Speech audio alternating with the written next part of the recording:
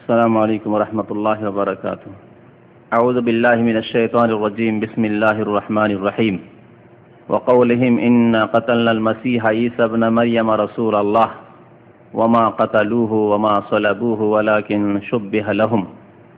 মহান আল্লাহর সমস্ত প্রশংসা, যে আল্লাহ আমাদেরকে সৃষ্টি করেছেন এবং আমাদের এই হায়াতের পরে মরণ নির্ধারিত করেছেন।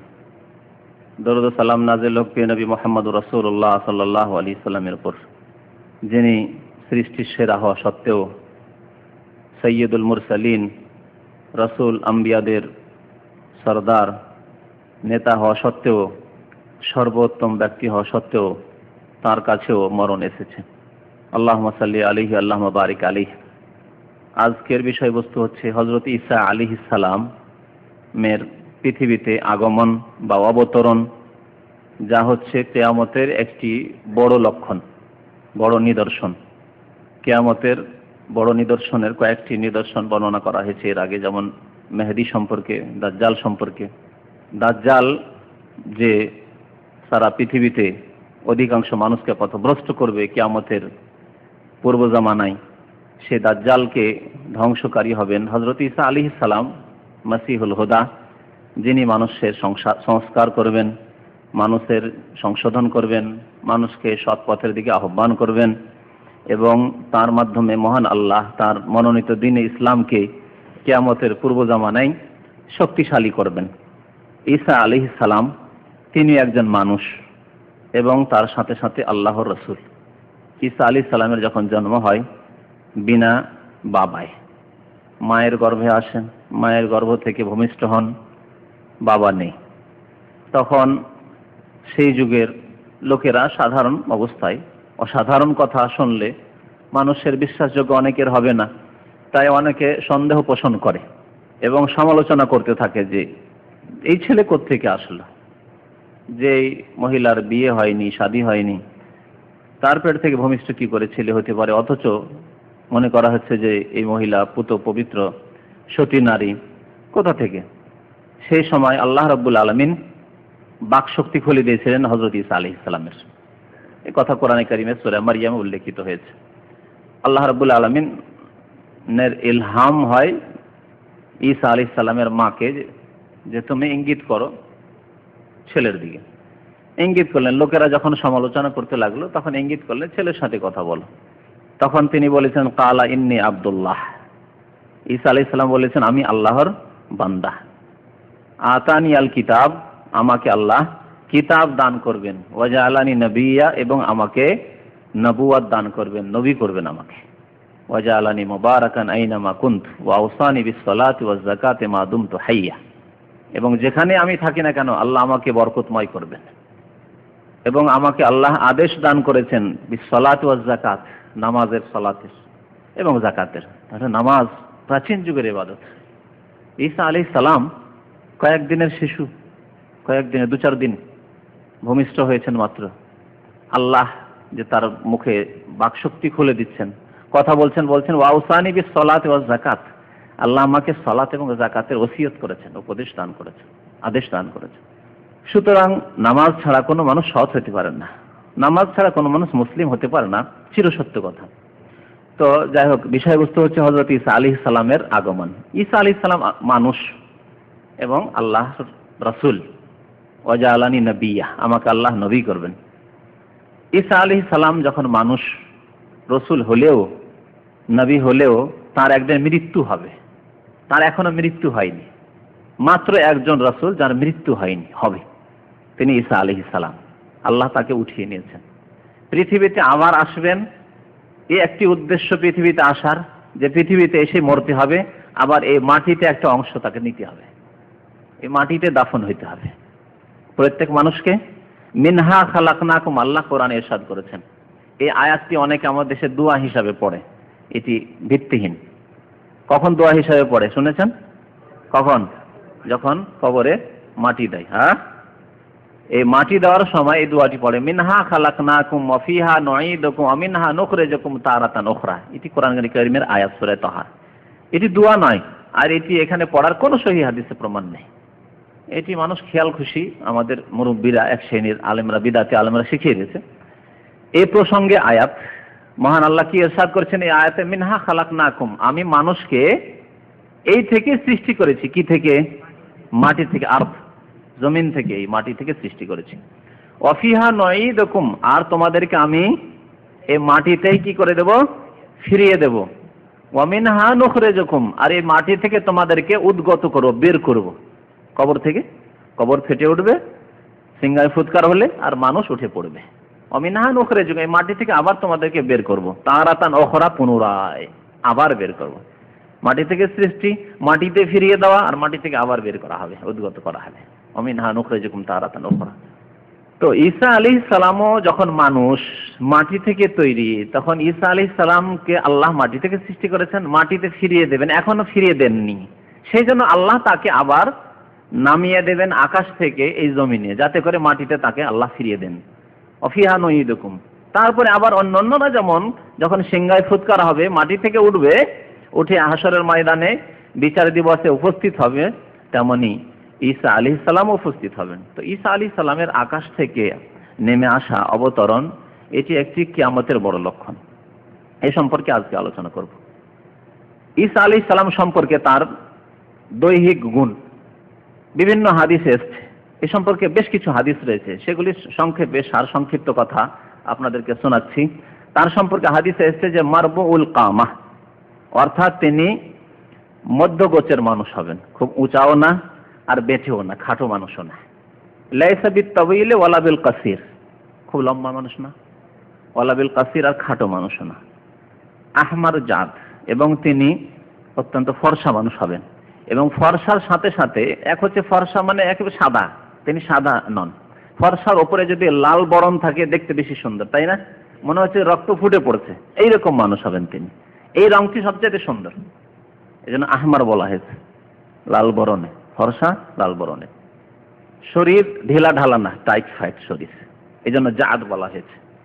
অনেকের শরীর দেখছেন ঢিলা, হাঁটছে তো মনে হচ্ছে যে দোলে পড়ছে, তাই না? না, এরকম শরীর না। আরিজুস সাদর, বক্ষ প্রশস্ত। বক্ষ যদি, এই যে বক্ষ আছে, বুক যদি প্রশস্ত হয় সুন্দর লাগে, এটি হচ্ছে পুরুষত্বের পরিচয়, কিন্তু বক্ষ প্রশস্ত। সাবতুস শার, চুলগুলি সোজা সোজা, ঘুংরুলো নয়। কান্নামা খারাজা মিন দিবাস, এত পরিষ্কার পরিচ্ছন্ন এবং এত সুন্দর মানুষ যে যেন তিনি এক্ষুনি গোসলখানা থেকে বেরিয়েছেন। একজন মানুষ গোসলখানা থেকে গোসল করে যখন বের হয়, কত সুন্দর, একেবারে ক্লিন হয়ে যাচ্ছে, এইরকম মানুষ তিনি। লাহু লিম্মাতুন, এবং তার বড় বড় চুল থাকবে। নবী করিম সাল্লাল্লাহু আলাইহি ওয়াসাল্লামের যেমন বড় চুল ছিল, যেটাকে আমাদের দেশে মানুষ সুন্নতি চুল বলে, হ্যাঁ, মধ্যখান দিয়ে সিথি, আর চুলটি আপনার বড় করে রাখা পিছন দিকে, তবে কেটে রাখা পিছন দিকে, মহিলাদের মতো একেবারে বড় নয়। এখানে যেমন অনেক ফাসেকরা একেবারে বড় করে মহিলাদের মতো, আমাদের সেই ছোকরারা যেমন বড় করে মহিলাদের মতো চুল রাখে, এই জন্য যে তাদেরকে অনেক সময় মহিলা সাজতে হয় শাড়ি পরে, ব্লাউজ পরে, না, এটি হারাম। তবে যে চুল কাঁধ পর্যন্ত পড়বে, হ্যাঁ, কানের নিম্ন ভাগ পর্যন্ত আসবে, তিনটি ওর ভাগ রয়েছে, হাদিসে রয়েছে যে তিন অবস্থার কোন একটি অবস্থায় গেলে অসুবিধা নেই, লিম্মা, জুম্মা, অফরা, হ্যাঁ, একটু উঁচু অথবা একটু নিচে, কানে একটু নিচে আর একটু নিচে, কাঁধের নিচে নাই। তো তার লিম্মা ছিল, কানের নিম্ন ভাগ পর্যন্ত চুল নেমে আসবে, এরকম চুল হবে তার। কাদরাত জালাহা, এবং সিথি করা, তামলা মা বাইনা মানকাবাই, কাঁধ পর্যন্ত তার চুল রয়েছে। বুখারী মুসলিম এই হাদিসগুলো রয়েছে। আব্দুল্লাহ বিন ওমর রাদিয়াল্লাহু তাআলা আনহু হাদিস বর্ণনা করেছেন যে আন্না রাসূলুল্লাহ সাল্লাল্লাহু আলাইহি ওয়াসাল্লাম কাল, রাসূলুল্লাহ ইরশাদ করেছেন, আরানি লাইলাতান ইনদাল কাবা, আমাকে আল্লাহ কাবার নিকট রাত্রে দেখালেন, হয়তো স্বপ্নে দেখালেন, মেরাজের রাতেও তিনি দেখেছেন, কিন্তু স্বপ্নের কথা হয়তো। ফারাআইতু রাজুলান আদম, আমি একজন মানুষ দেখলাম অত্যন্ত ফর্সা এবং লাল বর্ণ, সুন্দর। আহসানে মা আনতা রায়িন মিন আদামির রিজাল, পুরুষদের মধ্যে যেমন একটা সুন্দর মানুষকে তুমি দেখতে পারো পৃথিবীতে, ওই রকম সুন্দর মানুষ দেখলাম। লাহু লিম্মা, এবং তার বড় বড় চুল রয়েছে তাদের নিম্ন ভাগ পর্যন্ত, তাও দেখতে সুন্দর। কাদরাত জালাহ, এবং সিথি করা রয়েছে। ফাহিয়া তাকতুরু মা, আর পানি গোসল করার পরে যদি চুল বড় থাকে তাহলে পানি আর পড়তে রয়েছে, তো এরকম পানি যেন ঝরে পড়ছে। মুত্তাকিয়ান আলা রাজুলাইন, আর দুইজনের কাঁধে ভর দিয়ে তিনি করছেন ইয়াতুফু বিল বাইত, বাইতুল্লাহর তাওয়াফ করছেন। নবী করিম সাল্লাল্লাহু আলাইহি ওয়াসাল্লাম স্বপ্নে দেখছেন। নবী সাল্লাল্লাহু আলাইহি ওয়াসাল্লামের স্বপ্ন সম্পর্কে আপনাদের কি বিশ্বাস? ওয়াহি কিনা? এক কথায় বলতে হবে নবী সাল্লাল্লাহু আলাইহি ওয়াসাল্লামের স্বপ্ন হচ্ছে ওয়াহি, মানে যা দেখেছেন তা সত্য।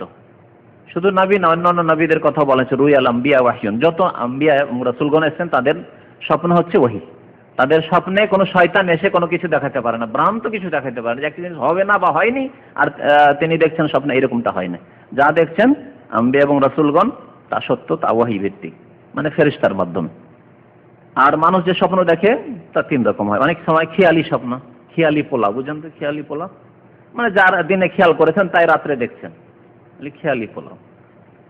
আর এগুলোকে আহলাম বলা, আজগাসু আহলাম, এর কোনো বিবরণ নেই। আর এক স্বপ্ন হচ্ছে শয়তানের পক্ষ থেকে, আর এক স্বপ্ন হচ্ছে ফেরেশতাদের পক্ষ থেকে। তাহলে মুমিন মানুষ তিন রকমের যে কোনো একরকম স্বপ্ন দেখতে পারে। পক্ষান্তরে আম্বিয়া এবং রাসূলগণ স্বপ্ন দেখেন সমস্ত আল্লাহর পক্ষ থেকে ফেরেশতাদের মাধ্যমে, সুতরাং তা হচ্ছে ওয়াহি। তো নবী করিম সাল্লাল্লাহু আলাইহি ওয়াসাল্লাম দেখলেন এইরকম ইয়াতুহু বিল বাইত, বাইতুল্লাহর তাওয়াফ করছেন হযরত ঈসা আলাইহিস সালাম। ফাসআলতু, জিজ্ঞেস করলাম, স্বপ্নে জিজ্ঞেস করছেন, মান হাযা, ইনি কে? ফাকিলা, বলা হলো আমাকে, হাযাল মাসীহ ইবনে মারইয়াম, ইনি হচ্ছেন মরিয়ম তনয় ঈসা আলাইহিস সালাম, মরিয়মের ছেলে ঈসা আলাইহিস সালাম। মুত্তাফাকুন আলাইহি, বুখারী মুসলিমের হাদিস। তো এতে কিছু বয়ান এসছে, বিবরণ এসছে দৈহিক অবয়ব হযরত ঈসা আলাইহিস সালামের। ঈসা আলাইহিস সালাম যে অবতরণ করবেন, পৃথিবীতে নেমে আসবেন কিয়ামতের পূর্বকালে, এর সম্পর্কে কিছু বিবরণ। তিনি নেমে আসবেন দাজ্জালের পরে, প্রথম দাজ্জাল প্রকাশ পাবে, দাজ্জাল আসবে, আর দাজ্জালকে যেহেতু আল্লাহ ধ্বংস করবেন ঈসা আলাইহিস সালামের মাধ্যমে, তারপরে ঈসা আলাইহিস সালাম আগমন করবেন। পৃথিবীতে বিপর্যয় সৃষ্টি হয়ে থাকবে, অধিকাংশ মানুষ কুফরিতে লিপ্ত হয়ে যাবে দাজ্জালের বিভ্রান্তির কারণে। ঈসা আলাইহিস সালামকে আল্লাহ পাঠাবেন, জমিনে তিনি নেমে আসবেন। তিনি নেমে আসবেন কোন দেশে? শাম দেশে। শাম দেশের দামেস্ক, আরবিতে দিমাশক বলে, আমরা বাংলা ভাষায় দামেস্ক বলে জানি। দিমাশক যে সিরিয়ার রাজধানী, শাম দেশের রাজধানী। প্রাচীন যুগ থেকে শাম দেশের রাজধানী হচ্ছে দামেস্ক। উমাইয়া গোত্রের যুগ থেকে, মানে 30 বছর খেলাফতে রাশেদা যে থেকেছে, তারপরে মুআবিয়া রাদিয়াল্লাহু তাআলা আনহুর যুগ থেকেই এই দিমাশক শহর, আর এই দিমাশক শহর তখন থেকে রাজধানী। তো এই দামেস্ক শহরের পূর্ব দিকে আল মানারাতুল বায়দা, অর্থাৎ সাদা মিনারা। মিনারা তো বুঝেন না, এই যে মসজিদের মিনারা রয়েছে, সাদা মিনারা, প্রসিদ্ধ মিনারা রয়েছে, সেখানেই তিনি অবতরণ করবেন আকাশ থেকে। ওয়াদিআন কাফাইহি আলা আজনিহাতি মালাকাইন, দুই ফেরেশতার কাঁধে ভর দিয়ে আকাশ থেকে নেমে আসবেন। দুই ফেরেশতার কাঁধে ভর দিয়ে আকাশ থেকে তিনি অবতরণ করবেন। তার উপর রঙিন সুন্দর চাদর থাকবে, মানে চাদর তার কাঁধে থাকবে। এযা আতা রাসাহু কাতার, যখন মাথা নিম্ন দিকে করবেন তো মনে হচ্ছে যে তার মাথা থেকে পানি টপকে পড়ছে। ওয়াইযা রাফা তাহাদ্দারা মিনহু জুমান কাল্লুল, এত সুন্দর যে মনে হচ্ছে যে মণিমুক্তা ঝরে পড়ছে তার মুখমণ্ডল থেকে। ওয়ালা ইয়াহিল্লু লিকাফিরিন ইয়াজিদু রিহা নাফসিহি ইল্লা মাত, সেই সময় যখন তিনি অবতরণ করবেন, হাদিসে রয়েছে যে কোনো কাফের যদি, কাফেরকে তার শ্বাস লাগে তাহলে ওতেই ধ্বংস হয়ে যাবে। কোন কাফেরকে যদি ঈসা আলাইহিস সালামের শ্বাস প্রশ্বাস লাগে তাতেই ধ্বংস হয়ে যাবে কাফের, মানে তার শ্বাস প্রশ্বাসটি বরদাস্ত করতে পারবে না। ওয়া নাফাসুহু ইয়ানতাহি হাইসু ইয়ানতাহি তারাফুহু, এবং তার শ্বাস প্রশ্বাস কতদূর পৌঁছিবে, যতদূর পর্যন্ত তার দৃষ্টিশক্তি পৌঁছে। যতদূর তার দৃষ্টিশক্তি, কতদূর পর্যন্ত দৃষ্টিশক্তি? খোলা মাঠে পৌঁছে, চিন্তা করুন থেকে দূর পর্যন্ত, খোলা মাঠে হলে, আড়াল না থাকলে, ততদূর পর্যন্ত তার শ্বাস প্রশ্বাস পৌঁছে যাবে। আর ততদূর পর্যন্ত কোনো কাফের থাকতেই পারবে না, ধ্বংস হয়ে যাবে। নামতেই কাফের সাপ, যেদিকে তিনি উদ্দেশ্য করবেন সেদিকে কাফের বিধর্মী অমুসলিম সাপ হয়ে যাবে। ওয়ায়াকুনু নুজুলু আলা তাইফাতিল মানসুরা আল্লাতী তুকাতিলু আল হক, তার পূর্ব থেকেই একটি সৎপন্থী দল সত্যের ওপর অটল থেকে আল্লাহর রাস্তায় জিহাদ করতে থাকবেন। এই কথা নবী করিম সাল্লাল্লাহু আলাইহি ওয়াসাল্লাম বুখারী মুসলিমের হাদিসে রয়েছে, প্রসিদ্ধ হাদিস। এই হাদিসটি, লা তাযালু তাইফাতুম মিন উম্মতি যাহিরিন আলাল হক মানসুরিন লা ইয়াদুররুহুম মান খাযালাহুম হাত্তা তাকুমাস সাহ, আমার উম্মতে একটি দল, লা তাযালু তাইফাতুম মিন উম্মতি, আমার উম্মতের একটি দল, যাহিরিন আলাল হক, সত্যের ওপর সর্বদা জয়ী থাকবে এবং মানসুরা, সাহায্য প্রাপ্ত থাকবে, লা ইয়াদুররুহুম মান খাযালাহুম, তাদেরকে যারা লাঞ্ছিত অপদস্থ করতে চাইবে, তাদের ক্ষতি সাধন করতে চাইবে, তারা কোনো কিছুই করতে পারবে না ক্ষতি তাদের। নবী সাল্লাল্লাহু আলাইহি ওয়াসাল্লাম বলেছেন একটি দল সবসময় সত্যের উপর জয়ী থাকবে, এটা সর্বদাই। কিন্তু এমন একটা যুগ হবে না যে এই যুগে এই ইসলামিক দল নেই, এমনটা হবে না। আর ইসলামিক দলের মানে এই না যে কোনো একটি সংগঠন, এই কথা ভাববেন না কোনো কেউ, কিন্তু না ব্যক্তি পর্যায়ে কেউ ভাববেন যে এরকম কোন পৃথিবীতে সংগঠন আছে যে সেই সংগঠন সম্পর্কে নবী সাল্লাল্লাহু আলাইহি ওয়াসাল্লাম বলেছেন, আর না সেই মানে এর কথা বলেছেন যে আমির আর তার জামাত রয়েছে। কারণ আজকাল পৃথিবীতে যেসব জামাতগুলি কায়েম হচ্ছে সেই সব জামাতগুলি সবাই এই দাবি করছে যে আমরা হচ্ছে ওই সত্য দলটি। যে কোনো জামাত, ময়দানে যতগুলি জামাত রয়েছে, হয়তো এক দল হয়তো জেহাদে তৎপর, আর এক দল হয়তো নামাজ রোজা শিক্ষা দেওয়াতে তৎপর, সুফিয়ানা কাজকর্ম শিক্ষা দেওয়ায় তৎপর, আর এক দল হয়তো আপনার রাজনৈতিক দিক থেকে শক্তিশালী হওয়ার দিক দিয়ে তৎপর। আছে না পৃথিবীতে বিভিন্ন দল, তো দেখতে পাচ্ছেন। কিছু দল আছে যাদের কর্ম হচ্ছে, আসল লক্ষ্য উদ্দেশ্য হচ্ছে মানুষকে নামাজ শেখাও, দাড়ি চাড়াও, আর কিছু জিকির শিখাও, আর এইগুলি কাজ হচ্ছে কিছু দলের। আর কিছু দলের কাজ হচ্ছে যে না, রাজনীতি প্রথম তো গদি দখল করো, ক্ষমতা নাও, তাহলে ডান্ডা দিয়ে পিটিয়ে সবকে সোজা করে দেবো বদমাশিদেরকে, তাই না? তো এরকম একটি দল আছে। আর কিছু দল আছে যারা হয়তো আকিদার পরিশুদ্ধির কাজ করছে, আর সত্যি হওয়া উচিত সেটি। আর কিছু দল আছে যারা শুধু বলছে যে না, আসল হচ্ছে জিহাদের ক্ষেত্রে কিন্তু তাদের মধ্যে ভুল ভ্রান্তি আছে, ভ্রান্ত ধারণা আছে। একটি জিহাদি দলের কথা বলছি, আমার এক বাংলাদেশি ভাই এসে বলছেন যে তার কিছু ভক্তরা আছে ঢাকাতে, আর তারা বলছে যে আমাদের আমির হচ্ছে কোথায়, জর্ডনে। সব ভ্রান্ত দল, জিহাদের দোহাই পড়ছে, তারা জিহাদ করার জন্য প্রস্তুতি নিচ্ছে বলছে, কিন্তু তাদের ভ্রান্ত আকীদা যে তাদের আমির হবে কুরাইশ থেকে, আর তাদের আমির বাংলাদেশে তারা, আর তাদের আমির হচ্ছে আধ্যাত্মিক আমির হচ্ছে জর্ডনে। এইভাবে ভ্রান্ত দল অনেক পৃথিবীতে আছে, আর বিভিন্ন দেশে বিভিন্ন ভ্রান্ত দল আছে। একটি দল আছে যে আমরা মুসলিমিন, আমাদের নাম হচ্ছে মুসলিমিন, আমরা জামাতুল মুসলিমিন, আর আমাদের আমির আছে, আর তাদের আমির পাকিস্তান থেকে শুরু হয়েছে, আর এই দল এখন বাংলাদেশে দেখা যাচ্ছে, ভারতেও দেখা যাচ্ছে, বিভিন্ন দেশে দেখা যাচ্ছে। এইভাবে কত দল, এমনকি কাদিয়ানি থেকে শুরু করে কবর পূজা, রেজবি, আর যতগুলি পীরের তরিকা আছে, সবাই বলে যে আমরা হচ্ছে ওই দল, যেই দল সম্পর্কে নবী সাল্লাল্লাহু আলাইহি ওয়াসাল্লাম বলেছেন যে আমার উম্মতে সর্বদা ওই দলটি থাকবে যারা সত্যের উপরে জয়ী থাকবে। যত পীরদের দল রয়েছে সবাই বলে আমরা সেই দলটি। বুঝতে পারছেন না? এইগুলি দল নাই, আর এই উদ্দেশ্য নাই কিন্তু দল থেকে উদ্দেশ্য যারা কোরআন এবং সুন্নাহ মোতাবেক কাজ করবে, তারা ছিটিয়ে ছড়িয়ে থাক না কেন, বিভিন্ন দেশে অল্প অল্প করে আছে, এক জায়গায় পাবেন না কোথাও খুঁজে, প্রত্যেক দেশে আছে অল্প স্বল্প করে, আর তাদের লক্ষ্য উদ্দেশ্য এক, কোরআন এবং সুন্নাহর আলোকে। নাম বিভিন্ন হতে পারে, নাম নাও হতে পারে, কাজ করে যাচ্ছে তারা সত্যের পথে, কোরআন এবং সুন্নাহ মোতাবেক, আল্লাহ রাসূলের তরিকা মোতাবেক কাজ করে যাচ্ছে। এই দলটি সম্পর্কে নবী সাল্লাল্লাহু আলাইহি ওয়াসাল্লাম ভবিষ্যৎবাণী করেছেন, আর প্রত্যেকটি যুগে থাকবে এই দল, এমনকি কিয়ামত পর্যন্ত। যখন কিয়ামতের পূর্ববর্তী দাজ্জাল এসে অসংখ্য মানুষকে গোমরাহ করে ফেলেছে, তখনও সেই দলটি থাকবে।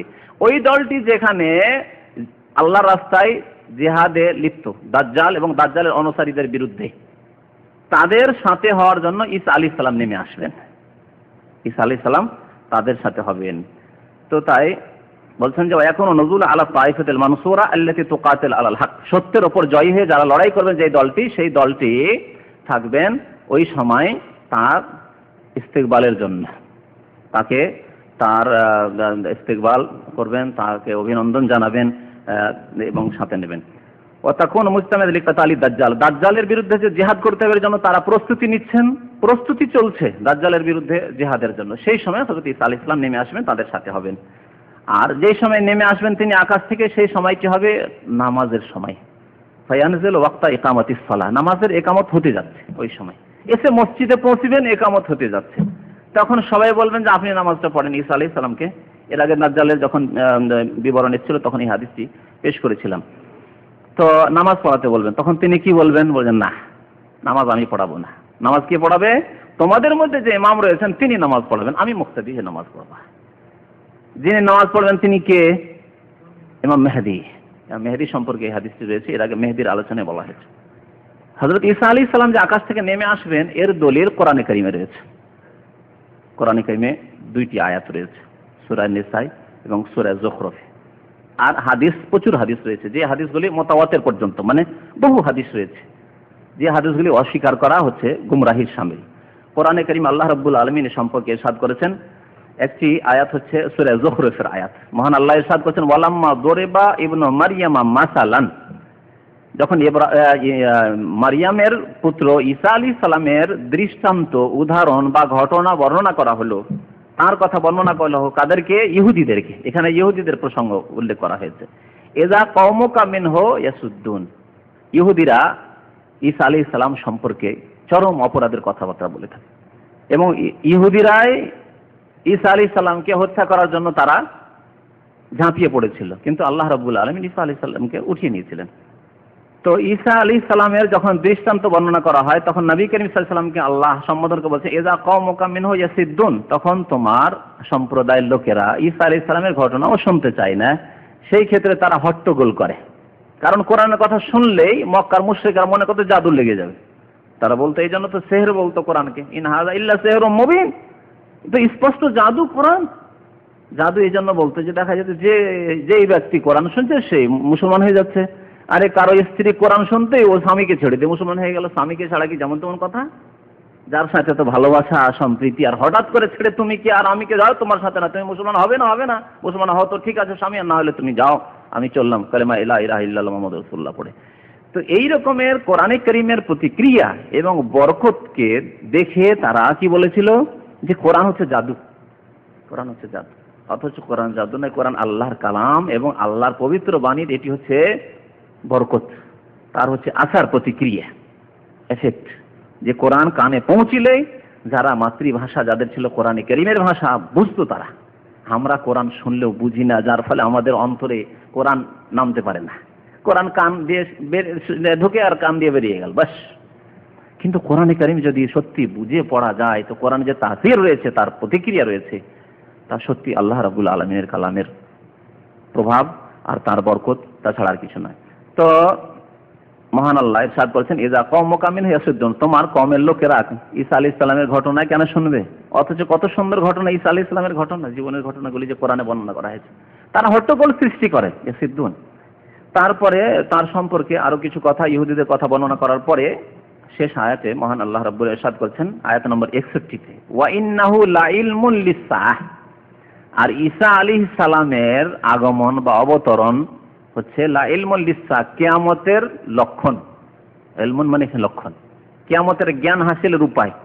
যখন ঈসা আলাইহিস সালাম নেমে এসেছেন তার মানে মানুষ ভালো করে জেনে যাবে যে আর বেশিক্ষণ সময় নেই, কখন যে পশ্চিম দিক থেকে সূর্য উঠে যাবে আর কিয়ামত চলে এসেছে, এই ইলমুন বলা হয়েছে এখানে। এজন্য আরেকটি কেরাতে, কোরআনে বিভিন্ন কেরাত আছে, যারা কেরাত সম্পর্কে জ্ঞান রাখেন তারা জানেন যে 10 রকমের কেরাত আছে কোরআনে, 10 রকমের প্রসিদ্ধ কেরাত রয়েছে।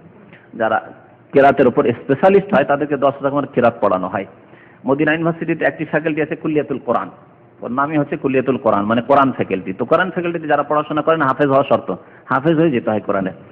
তো অ্যাডমিশন এলে ওখানে 10 রকমের কেরাতের তাখাসসুস মানে স্পেশালিস্ট করা হয়। যেমন যারা হাদিস ফ্যাকাল্টিতে পড়াশোনা করে, যেমন হাদিসে পড়েছে, ওখানে হাদিসের উপরে স্পেশালিস্ট করা হয়, যেহেতু স্পেশাল পড়াশোনা ওখানে হয় যে কোনো ফ্যাকাল্টিতে। তো আরেকটি কেরাতে এই জন্য ইলমুনের জায়গায় আলামুন আছে।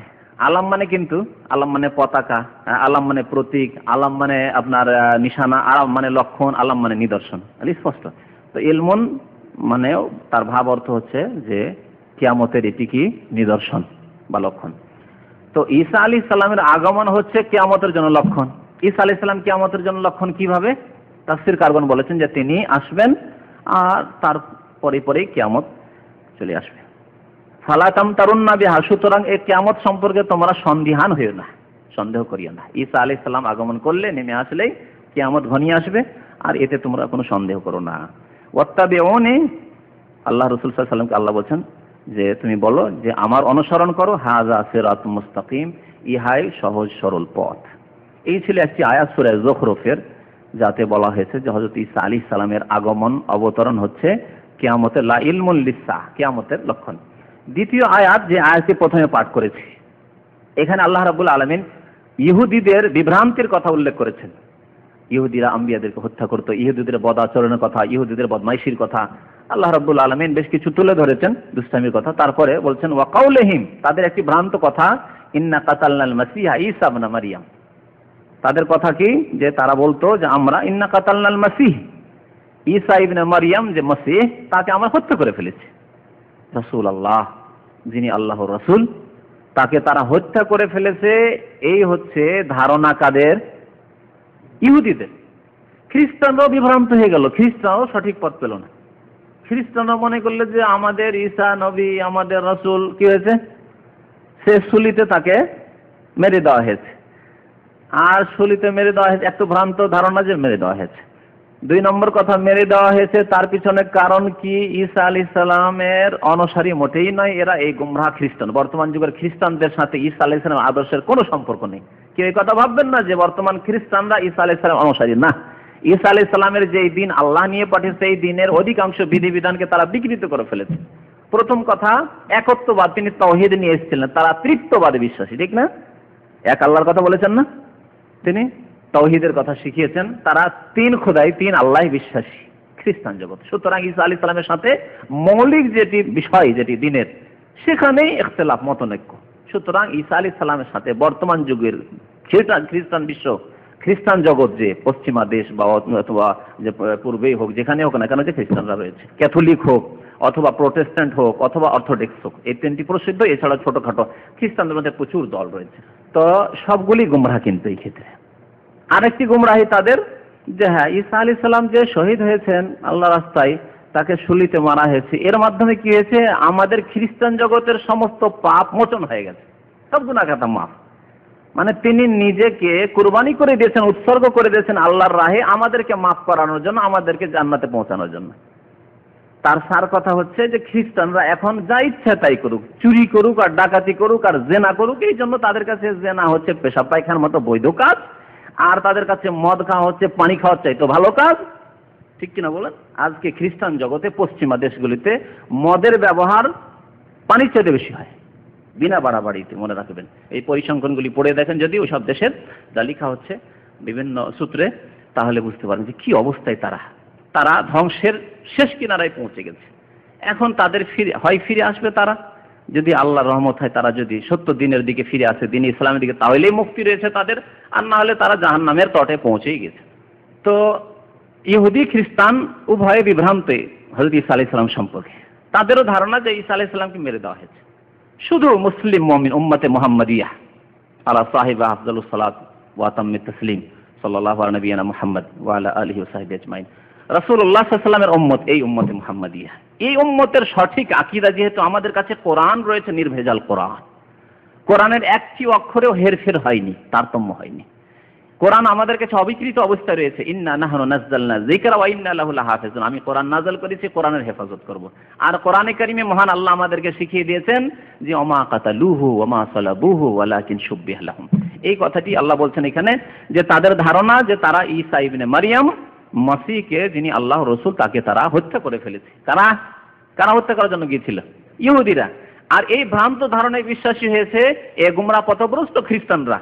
পক্ষান্তরে আল্লাহ কি বলছেন? ওমা কাতালুহু, তারা কখনো হত্যা করতে পারেনি, তারা কতল করতে পারেনি। ওমা সালাবুহু, তাদের ধারণা যে সুলিতে চড়িয়ে মারানো হয়েছে না, সেজন্য আল্লাহ বলছেন ওমা সালাবুহু, তাকে সুলিতেও তারা চড়াতে পারেনি। ওয়ালাকিন শুববিহা লাহুম, তারা ধাঁধাই পড়ে গেছিল। কি হয়েছিল? ঈসা আলাইহিস সালাম আত্মগোপন করার জন্য বা শত্রুরা তাকে হত্যা করার জন্য আসছিল, তখন বাঁচার জন্য, আত্মরক্ষার জন্য একটি ঘরে ঢুকে পড়েছেন। যখনই ঘরে ঢুকে পড়েছেন, আল্লাহ রাব্বুল আলামিন ঈসা আলাইহিস সালামকে আকাশে উঠিয়ে নিয়েছেন। আর যেই বড় শত্রুটি প্রথম এসে ঢুকেছিল যে আমি ঈসাকে মারবো, ইহুদি, সেই ইহুদিকে আল্লাহ ঈসা আলাইহিস সালামের সাদৃশ্য বানিয়ে দিয়েছিলেন, ওই রকম আকার দান করে দিয়েছেন। ওয়ালাকিন শুববিহা লাহুম।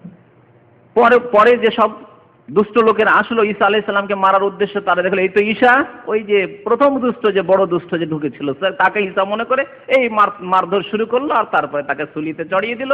আর ভাবলো, ইহুদিরা ভাবলো, ইন্না কাতালনাল মাসিহা ঈসা ইবনে মারইয়াম রাসূলুল্লাহ, আমরা মসিহ ঈসা ইবনে মারইয়ামকে হত্যা করে ফেলেছি। কোরআন কারীম আল্লাহ রাব্বুল আলামিন তাদের এই বদআকিদা, ভ্রান্ত ধারণার খণ্ডন করছেন। ওমা কাতালুহু ওয়া মা সালাবুহু ওয়ালাকিন শুববিহা লাহুম। তারপরে আল্লাহ কি বলছেন? বাল রাফাআহুল্লাহু ইলাইহি, বরং আল্লাহ তাকে তার দিকে, নিজের দিকে, মানে তার দিকে মানে উপরে, আকাশে আল্লাহ তাকে কি করেছেন? উঠিয়ে নিয়েছেন। রাফাআহ, উঠিয়ে নিয়েছেন আল্লাহ রাব্বুল আলামিন। ওয়া কানা আল্লাহু আলিমান হাকীমা, ওয়া কানা আল্লাহু আজিজান হাকীমা। আল্লাহ রাব্বুল আলামিন হিকমত জানেন যে কেন উঠিয়েছেন, আর কখন আল্লাহ রাব্বুল আলামিন পাঠাবেন, কি উদ্দেশ্যে, এবং তিনি সর্বজয়, তাকে কেউ হারাতে পারে না। এই জন্য তারা এইভাবে যে ঝাঁপিয়ে পড়েছিল ঈসা আলাইহিস সালামকে মারার জন্য, তারপরেও মারতে পারল না। আজিজ, আল্লাহ রাব্বুল আলামিন সর্বজয়ী, আজিজ মানে সর্বজয়ী, হাকিম, এবং তিনি হিকমত ভালো জানেন যে কাকে কিভাবে হেফাজত করতে হবে। কেন আল্লাহ রাব্বুল আলামিন আকাশে উঠালেন তাকে, মুহাম্মদ রাসূলুল্লাহকে উঠালেন না, অন্য কোন নবীকে উঠালেন, আল্লাহ হিকমত জানেন।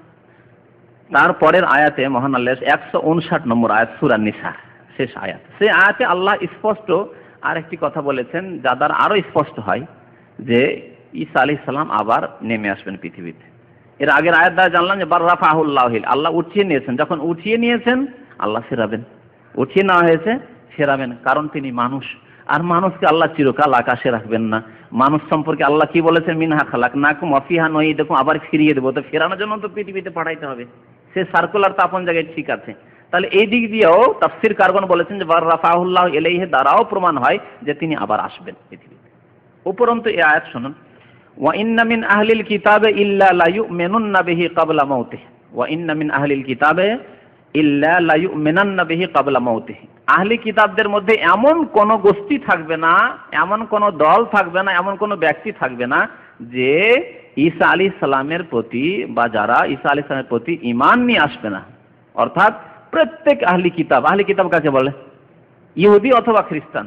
বর্তমান ইহুদি খ্রিস্টান যারা আছে বা ভবিষ্যতে আসবে, পৃথিবীতে এমন কোন ইহুদি, এমন কোন খ্রিস্টান হবে না যে ঈসা আলাইহিস সালামের প্রতি ঈমান নিয়ে আসবে না। সেই যুগে, যে যুগে ঈসা আলাইহিস সালাম অবতরণ করে আসবেন, প্রত্যেকেই কালেমায়ে শাহাদাত আশহাদু আল্লা ইলাহা ইল্লাল্লাহ ওয়া আশহাদু আন্না মুহাম্মাদান আবদুহু ওয়া রাসূলুহু পড়ে মুহাম্মদ সাল্লাল্লাহু আলাইহি ওয়াসাল্লামের রিসালাতের সাক্ষ্য দান করবেন। কারণ সেই সময় যে নেমে আসবেন ঈসা আলাইহিস সালাম, তিনি রাসূল হয়ে আসবেন না, তিনি শেষ রাসূল মুহাম্মদ সাল্লাল্লাহু আলাইহি ওয়াসাল্লামের উম্মতি হয়ে আসবেন, উম্মত হয়ে আসবেন। যখন তিনি তার উম্মত হয়ে আসবেন, তখন দাওয়াত দিবেন কিসের? কালেমা লা ইলাহা ইল্লাল্লাহ মুহাম্মাদুর রাসূলুল্লাহর দাওয়াত দিবেন। আর সমস্ত আহলি কিতাব, ইহুদি খ্রিস্টান যখন দেখবে যে আমাদের এতদিন পর্যন্ত ধারণা তো সব মিথ্যা ছিল, আরে আমরা মনে করতাম ইহুদিরা ভাববে, তখন খ্রিস্টানদের ওপর স্পষ্ট হয়ে উঠবে যে আমরা কোনখানে ছিলাম রে বাপ, আমরা এতদিন মনে করতাম যে ঈসা আলাইহিস সালামকে সুলিতে চড়িয়ে দেওয়া হয়েছে, ইহুদিরা ভাববে যে আমাদের পূর্বপুরুষরা ঈসা আলাইহিস সালামকে মেরে দিয়েছে, এই কথা ভাবতাম। সব তো ভ্রান্ত কথা। তিনি তো আবার নেমে এসেছেন। যখন তিনি নেমে আসবেন পৃথিবীতে, লা ইউমিনান্না বিহি ক্বাবলা মাউতিহি, ঈসা আলাইহিস সালামের ইন্তেকালের পূর্বে তারা তার প্রতি ঈমান নিয়ে আসবে। এর দ্বারা জানতে পারলাম যে ঈসা আলাইহিস সালামের মওত হবে। এখনো মওত হয়নি, মওত হবে। কারণ যদি এটি তা আগের কথা হতো তাহলে তারা ঈমান নিয়ে আসেনি। কোথায়? আহলে কিতাব ইহুদি খ্রিস্টান কি ঈসা আলাইহিস সালামের প্রতি ঈমান নিয়ে এসেছিল? ইহুদিরা মারার জন্য এসেছিল, তাই না? তাহলে তার ইন্তেকাল হবে কিয়ামতের কাছাকাছি সময়, এবং ইন্তেকালের পূর্বে সারা বিশ্বের ইহুদি খ্রিস্টান জগৎ তাদেরকে ঈমান নিয়ে আসতে হবে, বাধ্য হবে ঈমান নিয়ে আসতে। তখন দেখবে যে উপায় নাস্তিক, আর কোনো উপায় নেই ঈমান নিয়ে আসা ছাড়া সত্য দিনের উপর। এই সম্পর্কে নবী করিম সাল্লাল্লাহু আলাইহি ওয়াসাল্লামের একটি হাদিস আছে, এই প্রসঙ্গে আপনাদেরকে স্মরণ করিয়ে দিই। কি বলেছেন নবী সাল্লাল্লাহু আলাইহি ওয়াসাল্লাম? লা ইয়াবকা আলা যাহরিল আরদ, পৃথিবীতে এমন কোনো বাড়ি অবশিষ্ট থাকবে না। বাইতু মাদারিন ওয়ালা ওয়াবার, কাঁচা বাড়ি হোক আর পাকা বাড়ি, পাকা বিল্ডিং ওয়ালা বাড়ি হোক অথবা কাঁচা বাড়ি হোক। এমনকি কাঁচা বাড়ি ওয়াবার বলা হয় যেগুলি খেমা তৈরি করা হয়, খেমা তৈরি করে বেদুইনরা, সেগুলিকেও বলা হয়। কাঁচা বাড়ি হোক আর পাকা বাড়ি হোক, যে কোনো বাড়ি, একটা গরিবের বাড়ি হোক আর পয়সাওয়ালার বাড়ি হোক, প্রত্যেক বাড়িতে কি হবে? ঘরে ঘরে কি হবে? ইল্লা আদখালাহুল্লাহু কালিমাতাল ইসলাম, ইসলামের কালিমা। ইসলামের কালিমা কি? লা ইলাহা ইল্লাল্লাহ মুহাম্মাদুর রাসূলুল্লাহ। এই কালিমা আল্লাহ তাদের ঘরে কি করে দেবেন? প্রবিষ্ট করে দেবেন, ঢুকিয়ে দিবেন। তাদের ঘরে ঘরে পৌঁছে যাবে। প্রত্যেকটি ঘরে, পশ্চিম থেকে পূর্ব, সারা পৃথিবীতে ঘরে ঘরে উচ্চারিত হবে লা ইলাহা ইল্লাল্লাহ মুহাম্মাদুর রাসূলুল্লাহ, কালিমা উচ্চারিত হবে। নবী করিম সাল্লাল্লাহু আলাইহি ওয়াসাল্লামের সহিহ হাদিস। এই আয়াত, এই প্রশ্ন ইল্লা লা ইউমিনান্না বিহি ক্বাবলা মাউতিহি, যখন সারা বিশ্বের ইহুদিরা মুসলমান হয়ে যাবে, কালিমা লা ইলাহা ইল্লাল্লাহ তা হতে হবে, তাদের ঘরে ঘরে কালিমা লা ইলাহা ইল্লাল্লাহর ধ্বনি উচ্চারিত হবে। আর খ্রিস্টানরাও সেই যুগে মুসলমান হয়ে যাবে। আর বাকি থাকবে কে? বাকি যে পত্তলিক আছে, পত্তলিক তো অত্যন্ত দুর্বল তাদের মন।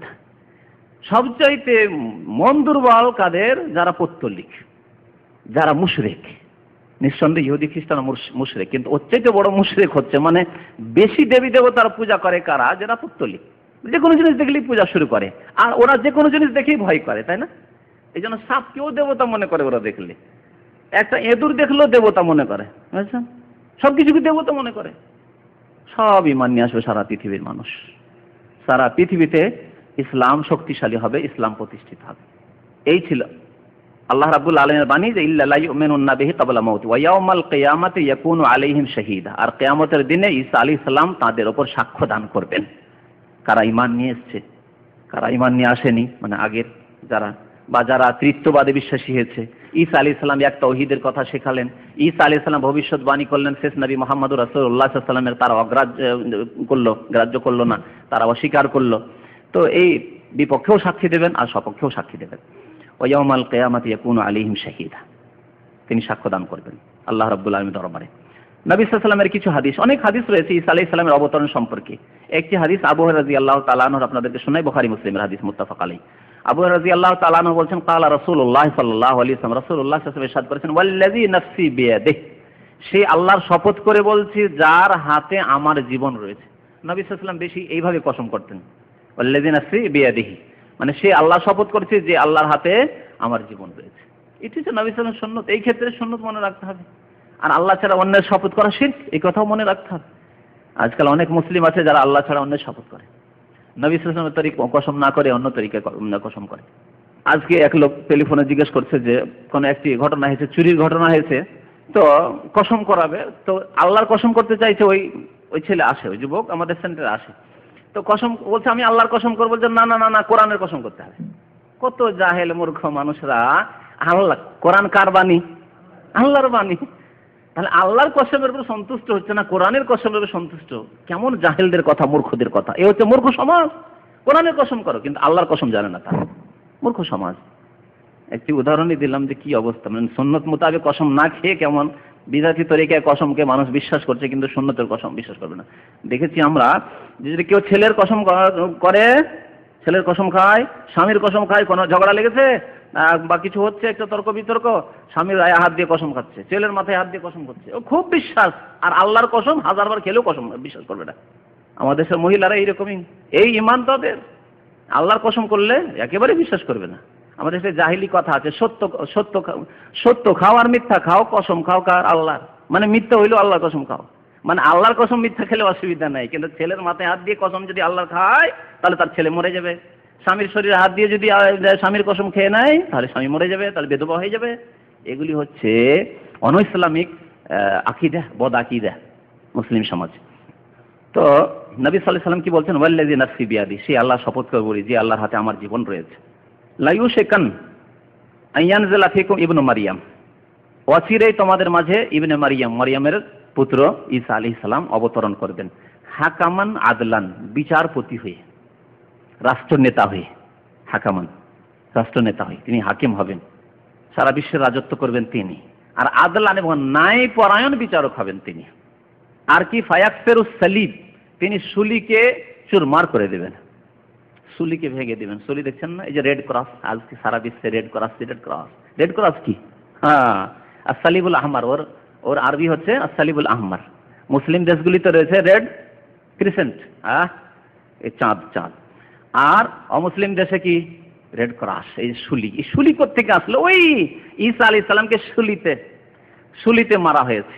আর ওখান থেকে রেড ক্রস, মানে আপনার ওই অ্যাম্বুলেন্স গুলিতে রেড ক্রস থাকছে। আর এর পূজা করছে, এই সুলির তারা পূজা করছে। সুলি দেখবেন খ্রিস্টানরা অনেকে সুলি, সোনা বা চাঁদির সুলি তৈরি করে গলাতে মালা ঝুলিয়ে রাখে। তাদের লেবাস পোশাক, এই অমুসলিম দেশ থেকে যে লেবাস পোশাকগুলি আসে, অনেক লেবাস পোশাক মুসলিম দেশে আসছে, সুলি ছাপানো আছে, আর মুসলমান করছে না, জায়েজ নয়। যখনই দেখবেন যে সুলি ছাপ রয়েছে, হারাম আপনার জন্য সেই লেবাস পরা, যেহেতু শিরক কুফরি, তারা সুলির পূজা করছে। আরো মজার কথা হচ্ছে যে খ্রিস্টানরা সুলির পূজা করছে। কত ভ্রান্ত, কত গুমরা এরা। যদি সুলিতেই ঈসা আলাইহিস সালামকে শহীদ করা হয় আর ঈসা আলাইহিস সালামের সাথে তোমাদের মহব্বত ভালোবাসা থাকে, তাহলে সুলি তোমাদের শত্রু হওয়া উচিত ছিল। কি করে সুলির পূজারী তোমরা হয়ে গেলে? কি করে সুলির পূজারী? শত্রু নয়? আমাদের নবীকে শহীদ করলো যেই সুলি, তার সেই সুলির পূজা শুরু হয়ে গেল। পূজা কেন?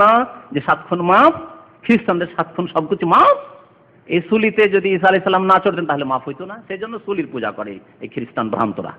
তো ঈসা আলাইহিস সালাম কি করবেন? ফায়াকসিরুস সালিব, সুলিকে চুরমার করে দেবেন। আজকে সুলিওয়ালা পতাকা দেখছেন না, সুলিওয়ালা পতাকা, তাহলে এই পতাকা চুরমার হয়ে যাবে না, হবে না? ধূলিসাৎ হবে না, হবে না? এইসব পতাকা, এইসব পরাশক্তি, এইসব মহাশক্তি সব ধ্বংস হয়ে যাবে, তখন ঈসা আলাইহিস সালাম ধ্বংস করে দেবেন। সুলিকে এই জন্য ধ্বংস করা হবে যে সুলির পূজা, আল্লাহকে বাদ দিয়ে খ্রিস্টানরা সুলির পূজারী হয়ে পড়েছে, সুলি ভেঙে দেওয়া হবে। ওয়ায়াকতুলুল খিনজির, আর শোরকে হত্যা করে দেওয়া, শুকুর হত্যা করে দেওয়া হবে। কারণ খ্রিস্টানরা পাইকারি হারে শুকুর খাওয়া শুরু করে, এত বেশি শোর খায় আর কোনো কিছু খায় না। এদের খাওয়ার মধ্যে গোশতের মধ্যে সুর আর পানীয় বস্তুর মধ্যে মদ। হ্যাঁ, ঠিক কিনা? এই জন্য সুর হচ্ছে আসলে নাজাস। সুরকে ঈসা আলাইহিস সালাম হালাল করেননি, এরা নিজেরই হালাল করে ফেলেছে। তো সুরকে হত্যা করে দেওয়া হয়, মানে সুর খাওয়া হারাম ইসলামে যেহেতু, আর ইসলামিক শরিয়া মোতাবেক ঈসা আলাইহিস সালাম বিচার করবেন, ইসলামিক শরিয়াতে মুহাম্মাদিয়ার বাস্তবায়ন করবেন, দ্বীন ইসলাম কোরআন এবং হাদিসের বাস্তবায়ন করবেন। সেই জন্য সুরকে শেষ করে দেওয়া হবে, যাতে করে খ্রিস্টান আর সুর না খাইতে পারে। ওয়ায়াজাউল জিজিয়া, আর জিজিয়া বিধানকে তিনি শেষ করে দেবেন, রহিত করে দেবেন। জিজিয়ার বিধানকে উঠিয়ে দেওয়া হবে। ইসলামে জিজিয়া করের বিধান রয়েছে। জিজিয়া কর কি? তা হচ্ছে যে অমুসলিমকে যখন ইসলামের দাওয়াত দেবেন আপনি, অমুসলিম দেশে যদি মুসলিমরা জয়ী হয়, তাহলে এ হচ্ছে ইসলামিক বিধান। তাদেরকে কালেমা লা ইলাহা ইল্লাল্লাহর দাওয়াত দিতে হবে। তারা যদি দাওয়াত সাদরে গ্রহণ করে, তাহলে তারা আমাদের মতে মুসলিম ভাই। আমাদের যা অধিকার রয়েছে তাদের সেই অধিকার রয়েছে। তাদের মধ্যে যদি যোগ্য ব্যক্তি হয়, তাহলে তারা আমাদের নেতৃত্ব দেবে, কোনো পার্থক্য নেই। ঠিক কিনা বলেন? সমান হয়ে গেলাম তখন। লানা মা আলাইনা ওয়া লাহুম মা আলাইহিম, সমান সমান হক হয়ে যাবে।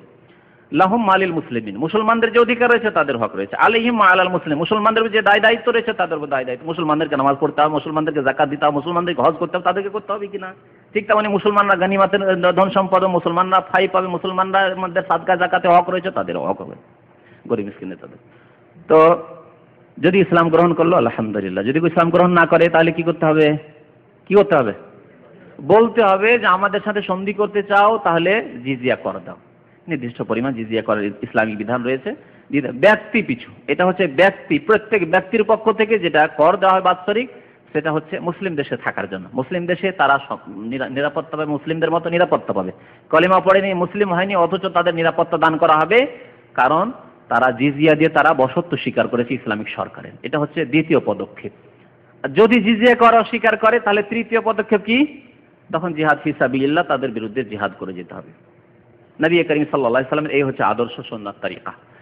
তো মধ্যখানে যে 2 নম্বরের পদক্ষেপটি হচ্ছে জিজিয়া, সেটাকে কি করবেন? ঈসা আলাইহিস সালাম রহিত করে দেবেন, আর জিজিয়া নেওয়া হবে না। তার মানে ইসলামের দাওয়াত দেওয়া হবে, কালেমা লা ইলাহা ইল্লাল্লাহ, ইহুদি খ্রিস্টান পৌত্তলিককে দাওয়াত দেওয়া হবে।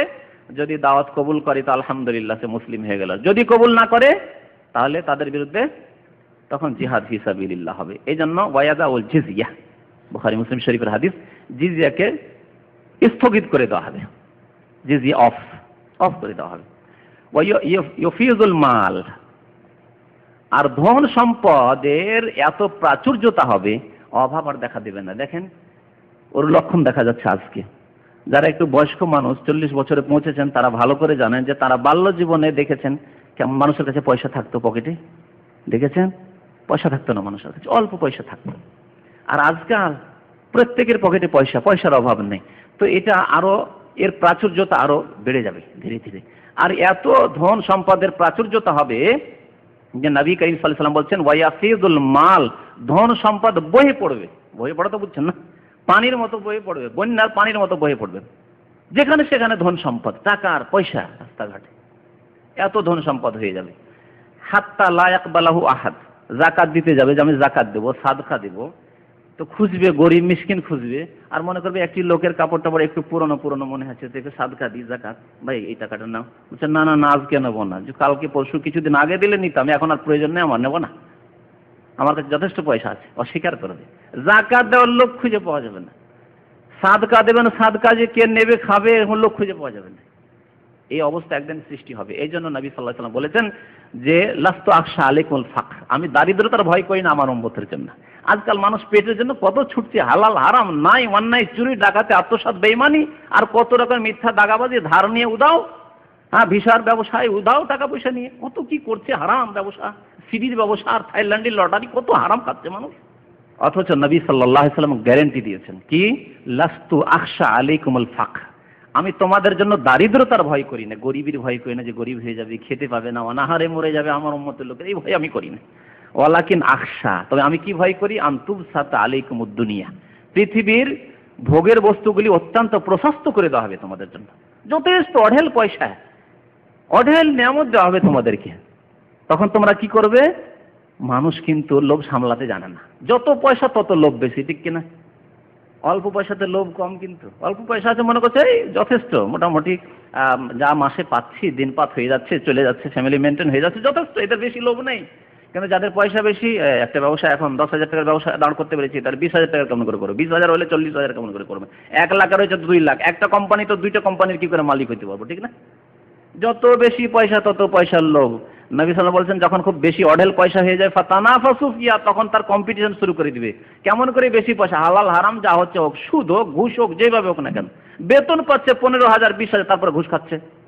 চাকরি ভালো জায়গায় পাচ্ছিল, হালাল জায়গায় ও চাকরি নাই, সুদী ব্যাংকেও চাকরি করবে ও, যেহেতু ওখানে বেতন বেশি, ফ্যাসিলিটি বেশি, ইত্যাদি ইত্যাদি।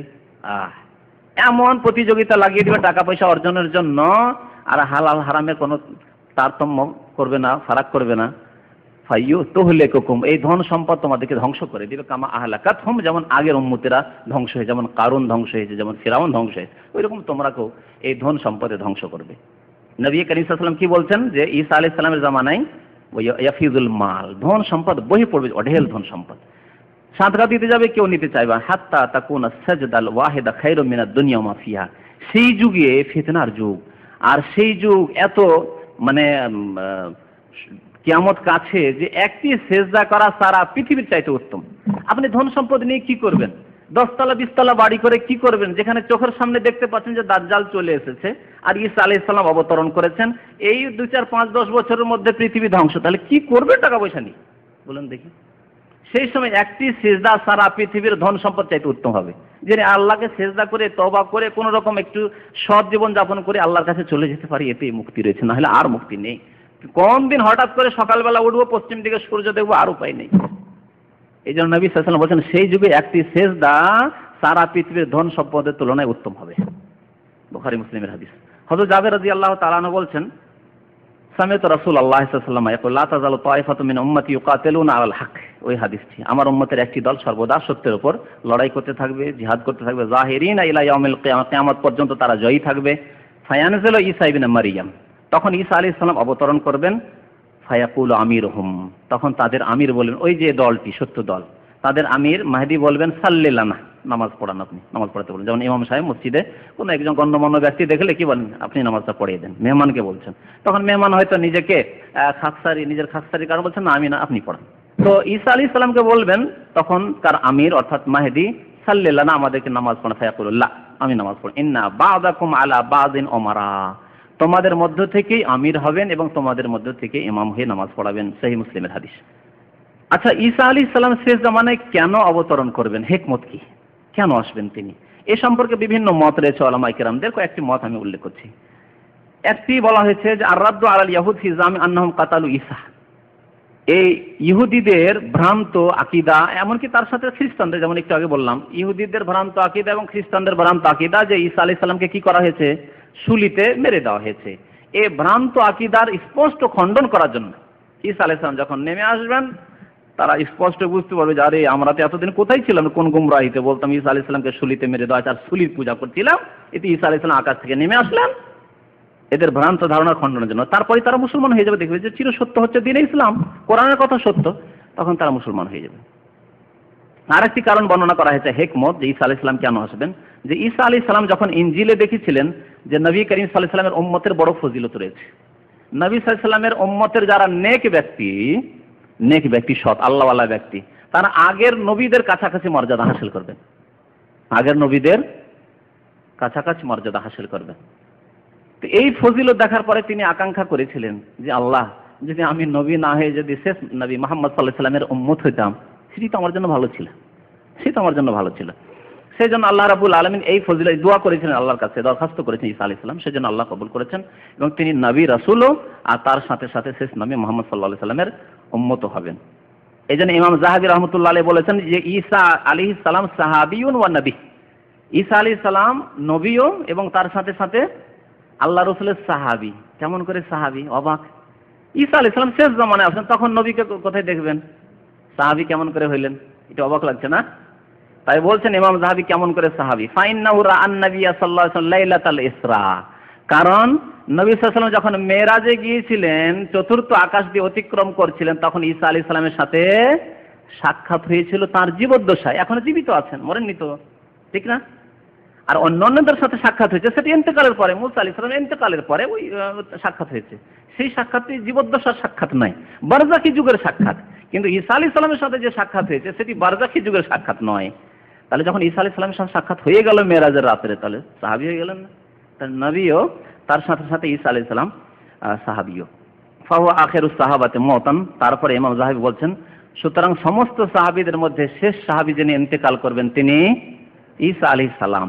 অবশ্য সাহাবায়ে কেরামদের জামানায় শেষ সাহাবী যিনি ইন্তেকাল করেছেন তিনি হচ্ছেন আবু তুফাইল দৌসি রাদিয়াল্লাহু তাআলা আনহু, মক্কা ইন্তেকাল করেছিলেন 110 হিজরিতে। আরেকটি হিকমত বর্ণনা করা হয়েছে তার পৃথিবীতে আসার, যেটি আগে বলেছি যে মিনহা খালাকনাকুম ওয়া ফিহা নুঈদুকুম। যখন মাটি থেকে তিনি জন্ম নিয়েছেন, তখন সৃষ্টি হয়েছেন, তখন মাটিতে আবার ফিরে আসতে হবে, সেজন্য তাকে যাতে করে মাটিতেই দফন হয়।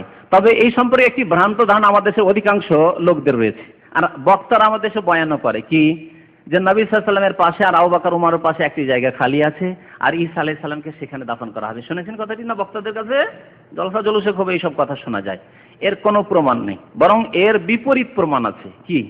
তা হচ্ছে যে হযরত ওমর রাদিয়াল্লাহু তাআলা আনহু যখন আহত হলেন, শহীদ হয়ে যাবেন, ইন্তেকাল করবেন, তো কথা বলতে পারছিলেন তিনি, তো তিনি তার ছেলেকে বললেন যে যাও গিয়ে মা আয়েশা উম্মুল মুমিনের কাছে দরখাস্ত করে যে তার হুজরা শরীফেই তো আল্লাহ রাসূলের কবর, আবু বকরেরও সেখানে দাফন হয়েছে, আমাকে যেন একটু জায়গা দেয় যে সেখানে আমাকে দাফন করা হবে, দরখাস্ত করো। আর বলে দাও যে এতদিন আমি খলিফা ছিলাম, তো খলিফার ভয়ে হয়তো উনি অনুমতি দিতেন, এখন আমি খলিফা না, একজন সাধারণ মানুষ, তিনি যদি রাজি রেজামন্দির সাথে অন্তরের খুশির সাথে তিনি যদি অনুমতি দেন তাহলে আমাকে সেখানে দাফন করিও। আর যদি তিনি বলেন যে না না না দাফন, আবার যখন আমার ইন্তেকালটা হয়ে যাবে তখন আবার একবার জিজ্ঞেস করে নি। আল্লাহু আকবার। ওমর রাদিয়াল্লাহু তাআলা বলছেন, এখন আমি বেঁচে আছি, চক্ষু লজ্জা করতে পারি বা ভাবতে পারি এখনো তো তিনি আমার খলিফা, খলিফার আনুগত্য করতে হবে, আনুগত্য করা ফরজ, আমার যখন মওত হয়ে যাবে তখন তার আমি খলিফা থাকবো না। আবার গিয়ে হুজরা পর্দার আড় থেকে জিজ্ঞেস করে নেবে মা আয়েশা রাদিয়াল্লাহু তাআলা আনহাকে যে এখন কি আমার আব্বাকে দাফন করতে পারি, যদি তিনি অনুমতি দেন তাহলে আমাকে দাফন করিও, আর না হয় গিয়ে ওই বাকিতে, যাতে আমরা জান্নাতুল বাকি অনেকে বলি না, বাকি কবরস্থানে, মদিনার কবরস্থানে সাধারণ মুসলমানদের যেখানে কবর আছে সেখানে গিয়ে আমাকে দাফন করে দিও। তাহলে একটি জায়গা, ছোট্ট একটি কক্ষ, ছোট্ট রুম, নবী সাল্লাল্লাহু আলাইহি ওয়াসাল্লামের মা আয়েশার ঘরটি, সেখানে আল্লাহ রাসূলের কবর রয়েছে, আবু বকরের কবর রয়েছে, ওমরের কবর হয়ে গেল, তারপরে আর জায়গা নেই। এই জন্য মা আয়েশা বলছেন যে যদি আমার পক্ষে সম্ভব হইতো ওমর না নিতেন অনুমতি, তাহলে আমার আকাঙ্ক্ষা ছিল যে আমার স্বামীও সেখানে রয়েছেন আর আমার আব্বাও রয়েছেন, তাদের পাশে আমার যাতে করে কবরটি হয়। কিন্তু এই সুযোগটি আর আমি পেলাম না যখন ওমর রাদিয়াল্লাহু তাআলা সেই জায়গাটুকু নিয়ে নিলেন। তাহলে কি বোঝা গেল? আর কোনো জায়গা খালি সেখানে নেই।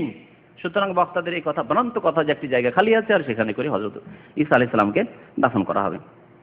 ঈসা আলাইহিস সালামের যুগে বরকত দেখা যাবে আর ধন সম্পদের প্রাচুর্যতা দেখা যাবে, এই সম্পর্কে আলোচনা হয়ে গেছে। ঈসা আলাইহিস সালাম, শেষ বিষয়টি যেটি, যে ঈসা আলাইহিস সালাম পৃথিবীতে আসার পরে কত বছর রাজত্ব করবেন এবং কত বছর তিনি জীবিত থাকবেন, জানা আছে সম্পর্কে কিছু? 40 বছরের একটি হাদিস রয়েছে, আরেকটি হাদিসে 7 বছর। দুই হাদিসের সমন্বয় হচ্ছে যে 33 বছর বয়সে তাকে উঠিয়ে নেওয়া হয়েছে। আর কিয়ামতের পূর্ব মুহূর্তে যে তিনি আসবেন কিয়ামতের লক্ষণ হিসাবে, তখন 7 বছর সারা পৃথিবীতে ইসলামিক রাজত্ব হবে, ইসলামিক রাষ্ট্র হবে, আর তিনি সেই সারা বিশ্বের ইসলামিক রাষ্ট্রের নেতৃত্ব দান করবেন 7 বছর। এই মোট 40 বছর তার বয়স হবে। এই সম্পর্কে দুই রকমের হাদিস রয়েছে। একটি হাদিসে রয়েছে যে 7 বছর, যেমন হযরত আব্দুল্লাহ বিন আমর বিন আস বর্ণনা করেছেন, ফায়াবাসুল্লাহ ঈসা ইবনে মারইয়াম, ঈসা আলাইহিস সালামকে আল্লাহ পাঠাবেন, সুম্মা ইয়ামকুসু ফিন নাস, মানুষের মাঝে তিনি 7 সিনিন, 7 বছর থাকবেন, লাইসা বাইনা ইসনাইন আদাওয়া, এমন যুগ হবে ভালোবাসা সম্প্রীতির যুগ আর শান্তির যুগ, যে দুইজনের পৃথিবীতে কোনো জায়গায় শত্রুতা থাকবে না, এত শান্তির যুগ হবে। তারপরে পৃথিবী ধ্বংস হবে, মুসলিম শরীফের হাদিস। আর আরেকটি হাদিস মুসনাদ আহমদের, আবু দাউদের, তাতে রয়েছে ফায়ামকুসু ফিল আরদি 40 সানাহ, তিনি পৃথিবীতে 40 বছর বসবাস করবেন, সুম্মা ইউতাওয়াফা, তারপরে ইন্তেকাল হবে, ওয়া ইউসাল্লি আলাইহিল মুসলিমুন, মুসলমানরা তার জানাজা পড়বেন।